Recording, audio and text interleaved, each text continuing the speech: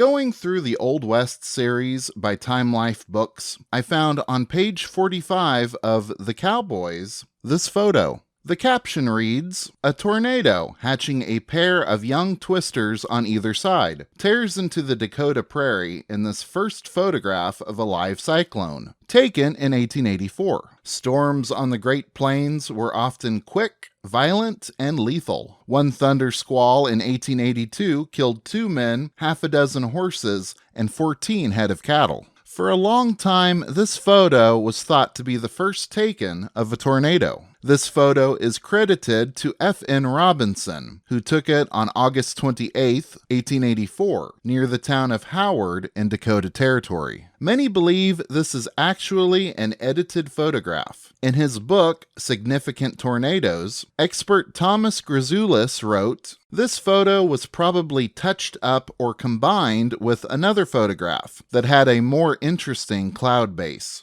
Jesse Farrell, a meteorologist with AccuWeather, wrote, "The multi-vortex tornadoes, shown here on either side of the main funnel, are too perfectly shaped. The clouds along the top of the image also don't look realistic." Thankfully, the first photograph of a tornado has been identified. This photo is unedited and was taken 2 days before the F.N. Robinson photograph. And this is it. Not quite as dramatic as the previous photo, but authentic. On April 26, 1884, a tornado, or cyclone, as it was commonly called in the 19th century, passed northwest of Garnett, Kansas, near Central City. Garnett and Central City are both in Anderson County, in the eastern part of Kansas. Allen Alexander Adams, commonly known as A.A. Adams, was a local photographer who took the famous photo. When Adams died in 1907, the Garnett Journal gave tribute to his accomplishment.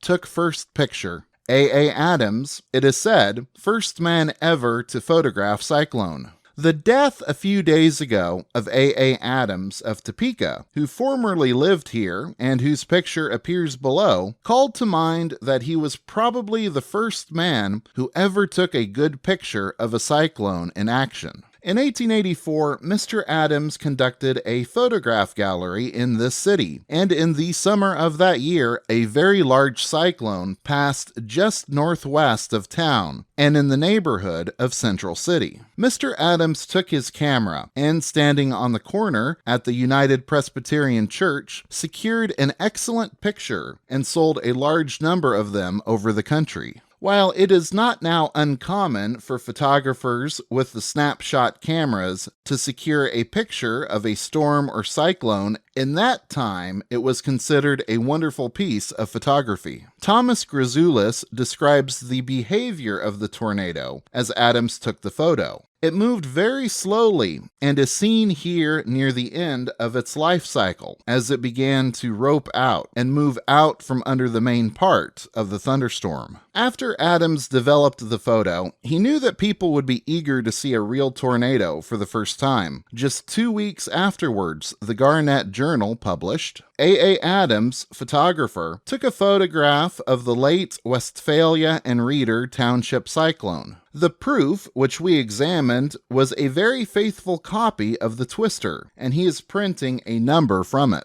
Now, this photograph that I've been showing you is not how many of the people who saw it in the 1880s experienced it. Most people saw it as a stereograph, which was designed to be seen in a stereoscope. That is, the photo was cropped and duplicated on the card, the images being slightly offset, so that when you saw it in a stereoscope, it would look three-dimensional. Adams was pretty quick about making the photo into a stereograph. In early June, he published this in the local paper, Cyclones. From this time forward, I expect to be able to supply the demand for stereoscopic pictures of the cyclone that passed through the west part of the county on the 26th of April. A.A. Adams, Garnett, Kansas. Now that we've discussed the photo and photographer, what about the tornado? What effect did it have on the community besides being captured on camera? On May 2nd, the local Garnett paper published this article, Saturday Evening's Cyclone.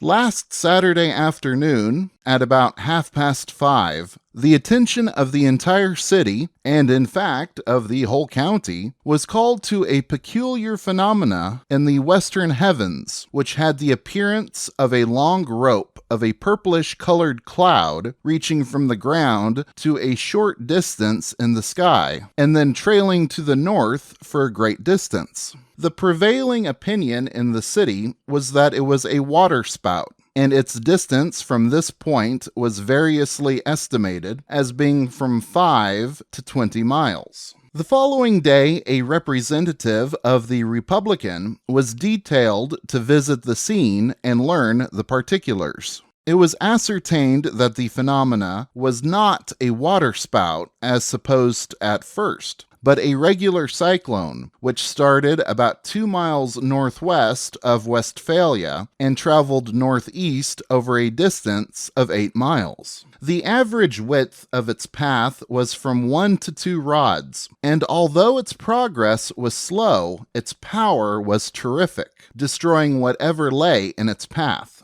3½ miles northwest of Westphalia, it overtook a man by the name of David Metheny, who lives in that neighborhood, and who was driving home with a load of lumber. He was lifted bodily from the wagon, carried some distance, and dashed to the ground, sustaining several severe internal injuries. The wagon and lumber were totally demolished, and the horses carried about 60 feet. The next that could be learned of it was at Captain Reppert's, who lives about 12 miles west of town, where it passed through his barnyard and grape arbor, leveling everything in its way. Just after passing across the road north of Mr. Reppert's house, it separated with a report not unlike a loud peal of thunder and disappeared. The country through which it passed was mostly open prairie, and further particulars could not be gleaned. Mr. Reppert's people describe it as a dark, funnel-shaped cloud, traveling very slowly and accompanied by a loud roaring noise, similar to that made by a train of cars passing over a bridge. It must have been a nightmare for David Metheny, being tossed in the air and suffering serious injury. His injuries were so bad, the Garnett Journal newspaper published his death notice. David Metheny, who was so severely injured by the Anderson County cyclone of 2 weeks since, died Thursday of last week from internal injuries. He had been a resident of Westphalia for 2 years and was a member of the GAR. Thankfully, David was a pretty lucky guy, and the newspaper had jumped the gun on his obituary. We know he survived because another Garnett newspaper had this to say that December. D.J. Metheny, lately of Westphalia, has purchased the stock of goods formerly owned by J.T.B. Ruth and is adding a fresh stock of groceries. This is the same man who was handled rather roughly by the cyclone last spring. A man who can go through a cyclone as he did and still live will surely bob up serenely in a business point of view.